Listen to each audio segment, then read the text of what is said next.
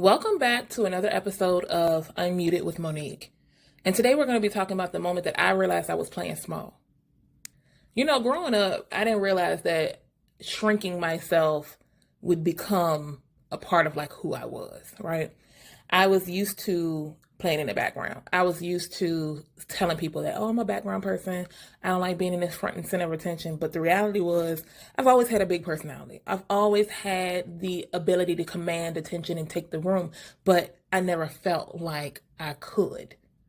So one day I'm going through like some old photos, and you know, the kind of photos like from your childhood, they kind of like stop and make you stare out into space for a little bit because you're trying to like reminisce and remember like how it was. And there I was, the little me, big smile, sparkly eyes, like the carefree look the kids should have.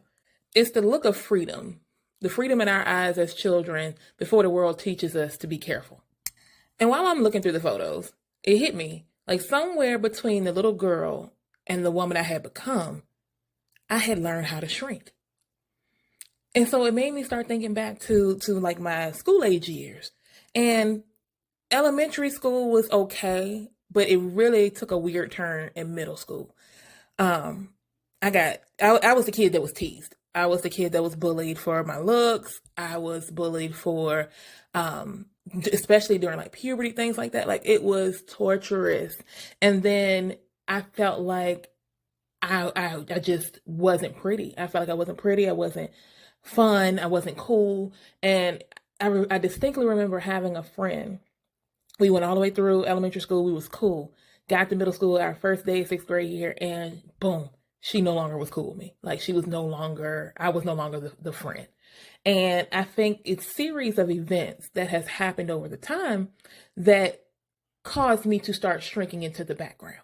The bullying that took place from like middle school well into like my 10th grade year of high school, right? Every time like somebody would make a joke, I would assume it was about me. It might not even had to be about me, but like a lot of trauma took place. And I learned at that point from middle school on up to fade into the background. Stay out of the way so nobody would bully you, nobody would tease you. And then at home, while at home wasn't a horrible place, it wasn't like mean-spirited, but it was critical. And criticism coming from a parent, grandparent, somebody you hold at a high standard, that can also cause you to shrink. So I learned real quick how to stay hidden. I learned real quick how to second guess myself. I learned real quick how to not trust my voice. I learned real quick that I wasn't good enough. Like these are the things that I had been playing in my head as recorders for years before I started to realize that that was the reason that was holding me back from moving forward in my adult life. As a young adult, I distinctly remember like feeling like I'm always walking on eggshells, right? Not just at home, but everywhere. Like I felt like I became the person that just that like I knew the answer, but didn't want to know I know the answer. I became the girl that apologized for everything, even when things were my fault. Like I just became the people pleaser, trying to make sure everybody was okay and nobody was mad at me. I became the girl that was full of guilt for wanting more, wanting to do different. I became a version of myself that at one point I'm like, who in the world is that? Shrinking had become second nature to me. Like I literally would dim my light, my personality, just to avoid being noticed. 2 years ago, I started to realize that I was feeling invisible in my own life. I felt trapped inside of something and like I was screaming to get out, but I couldn't. And I was scared that if people really saw who I was, they wouldn't even like me. And truth be told, I didn't even know who I was at that point. So I had to do some really, really deep digging. I carried a lot of stuff from my childhood into my adult life without realizing it. I mean, I learned smiling when I wanted to cry, saying yes when I really wanted to say no. And that's a whole other story for another day. I learned how to laugh stuff off when jokes were put at my expense. Like I learned how to do so much. And then I heard, through my childhood, oh, you're so sensitive.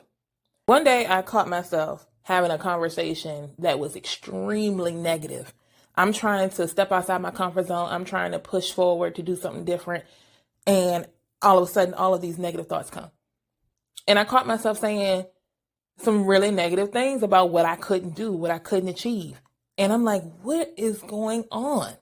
Like, I literally felt like I was supposed to be so much further in life, but I couldn't get my feet to move in the right direction. And it's that moment that I realized that I had learned to shrink. I had learned to disappear in my own life. And that I was living small so that I wouldn't even have to face the reality of people seeing me, people judging me. But the scary part is I played the role for so long that I had forgot who I was on the inside, my dreams and aspirations. I had played small too long. That realization was the moment that broke me. But it's the same moment that also freed me. Because for the first time, I saw the pattern. It wasn't just like about one decision or one person in my life.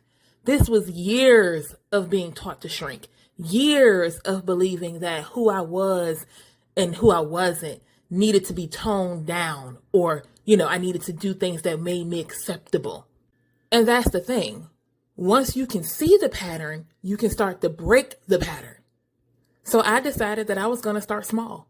I was going to start with saying no to the little things and letting my voice shake and still speaking up, letting myself cry without apologizing for it. And every single time I honored myself, I felt a little more like that little girl in the photo again. If this is resonating with you and you've been quiet for so long that you don't even know what your voice sounds like anymore, I want you to know that you are not broken. You're just used to playing small. You're used to disappearing. You're used to being quiet in your own life. But there is hope in a future on the other side of you playing small. It's you speaking up. It's you having the courage. It's you owning who you are in its fullness, in your fullness. That's why I created the I Chose Me Club, because I wanted to create a safe space to unlearn this stuff. We needed to be reminded that we are allowed to take up space. This is part 1 of my conversation with you. In part 2, I'm going to talk to you about how that same shrinking pattern followed me into my friendships and relationships. Because, honey, when I tell you, that's where it got real for me. But if you already know that you are ready to stop shrinking, stop feeling guilty, you're ready to be built up, encouraged, poured into, if you're ready for community, I would love to see you inside the I Choose Me Club. The link is below. Come sit with me.